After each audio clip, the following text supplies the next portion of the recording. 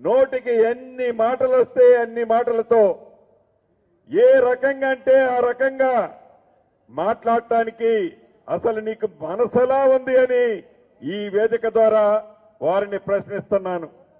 నిన్న ఇంకొక మాట, విచిత్రమైన మాట అన్నాడు. రాష్ట్ర ప్రజలు గమనించాల్సింది ఇంకొక విషయం ఉంది. రాష్ట్రాన్నట అగ్నిగుండంగా మారుస్తాడట. రాష్ట్రాన్ని అగ్నిగుండంగా మారుస్తాడట. జిల్లాలు ఆనాడు దొరపోకడతో శాస్త్రయుతంగా కాకుండా అన్సైంటిఫిక్ గా ఏవైతే జిల్లాలు నువ్వు చేశావు అని లక్షలాది మంది ప్రజల నుంచి వస్తున్న కోరిక మేరకు అసెంబ్లీ సాక్షిగా అసెంబ్లీలో ఉన్న శాసనసభ్యులు అడిగిన వారి కోరిక మేరకు అసెంబ్లీలోనే నేను చెప్పాను. అన్సైంటిఫిక్ గా ఏవైతే జిల్లాలు జరిగాయో వాటి మీద ఒక కమిటీ వేసి ఆ కమిటీ రిపోర్టుని అసెంబ్లీ సాక్ష్యంగా అసెంబ్లీలో పెట్టి చర్చించి నిర్ణయం తీసుకోవటం జరుగుద్ది అని చెప్పాం. గౌరవ ముఖ్యమంత్రి గారు కూడా నిన్న అదే మాట చెప్పారు. దాంట్లో తప్పైంది ఒక్కొక్క అసెంబ్లీ నియోజకవర్గాన్ని 3-4 జిల్లాలకు విడగొడతావు. ఒక్కొక్క డివిజన్లో 3-4 అసెంబ్లీ నియోజకవర్గాల్లో ఒక్కొక్క మండలాన్ని కలిపి ఒక డివిజన్ చేస్తావు. 2 నియోజకవర్గాల్లో కలిపి గ్రామాలని ఒక మండలాన్ని చేస్తావు. అంటే నీకు వంగొంగి దండాలు పెట్టే వాళ్ళకి జిల్లాలు ఇస్తావు, శాలవ కప్పినోడికి డివిజన్లు ఇస్తావు, బొకే ఇచ్చినోడికి మండలాలు ఇస్తావు. కానీ నిజంగా ఎక్కడ ఏది అవసరమో ఆనాడు ఆలోచించే మీరు ఇచ్చారా? ఎందుకు మీరు భయపడుతున్నారు? ఒకవేళ సైంటిఫిక్ గా ఈనాడు కమిటీతో విచారిస్తామన్న దానికి నీకు వచ్చిన ఇబ్బంది ఏంటి? నీకు వచ్చిన దురదేంటి? ఒకవేళ కమిటీ వేస్తానంటే రాష్ట్రాన్ని అగ్నిగుండం చేస్తానంటావా? అంటే రాష్ట్రం అగ్నిగుండంగా మండుతుంటే ఆ మంటలో చలి కాసుకుంటూ ఆనందం పొందాలనుకుంటున్నావా? ఇది ప్రజాప్రభుత్వం, ప్రజలు ఎన్నుకున్న ప్రభుత్వం.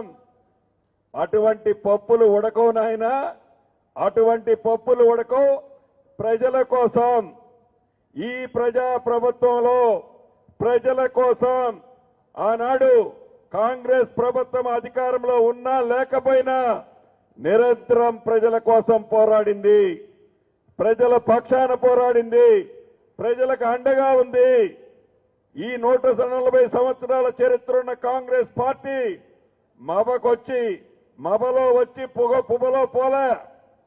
నీలాగా ఒక 10 ఏళ్లు అధికారంలో ఉండి అధికారం పోయిన 10 రోజులకే కుక్క కరిసిన మనిషిలాగా రోడ్ల మీద పడి ఎలా మాట్లాడుతున్నావో చాలా స్పష్టంగా అర్థమైంది.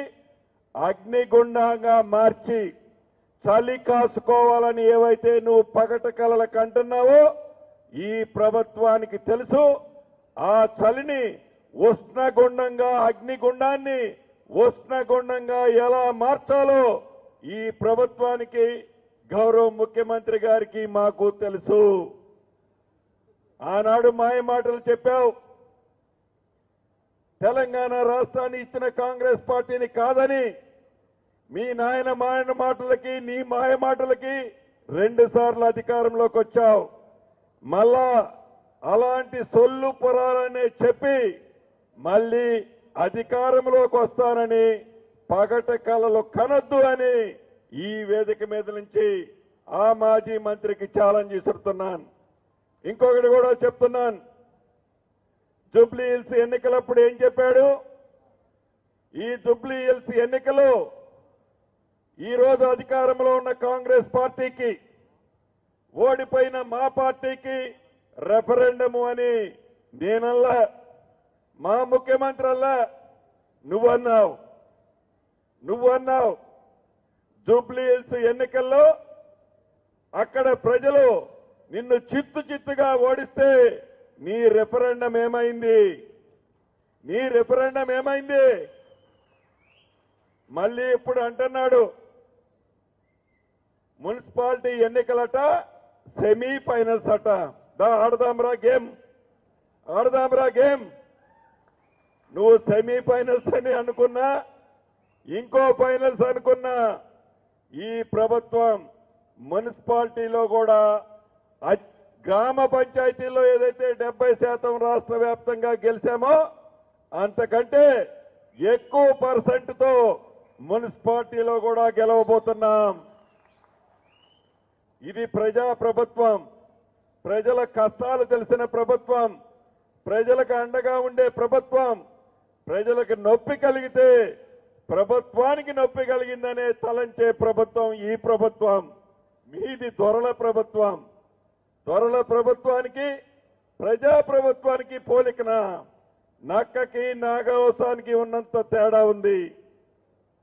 ఇక్కడ ఒక నిర్ణయం తీసుకోవాలి అంటే మీ దొరల్లాగా 4 గోడల మధ్య తీసుకోం. ప్రజాక్షేత్రంలో చెప్తాం, ప్రజలకు వివరిస్తాం, అసెంబ్లీలో చెప్తాం. మొన్న కూడా చూశారు మీరు, అసెంబ్లీలో మీరందరూ ప్రత్యక్షంగా చూశారు. ఏమిటి అసెంబ్లీలో కృష్ణా పరివాహక నీటిని ఆంధ్రప్రదేశ్ తరలించకపోతుందన్నది అంశం. దానికి సమాధానం చెప్పలేక ఎక్కడ చెప్పాల్సి వస్తుందో అని ఆనాడు చేపల పులుసు తిని ఏ సంతకమైతే పెట్టాడో ఆ సంతకానికి సమాధానం చెప్పాల్సి వస్తుందని అసెంబ్లీ నుంచే పారిపోయాడు. అసెంబ్లీ నుంచే పారిపోయాడు. మీరా ఈ ప్రభుత్వాన్ని ప్రశ్నించేది? కృష్ణా పరివాహక ప్రాంతానికి సంబంధించిన నీటి విషయంలో ఈ ప్రభుత్వం చిత్తశుద్ధి ఏందో కృష్ణా పరివాహక ప్రాంతంలో ఉండే రైతన్నలకు తెలుసు. గోదావరి నీటి వినియోగంలో ఆ పరివాహక ప్రాంతంలో ఉండే రైతులకు సంబంధించిన సమస్య ఆ పరివాహక ప్రాంతంలో రైతు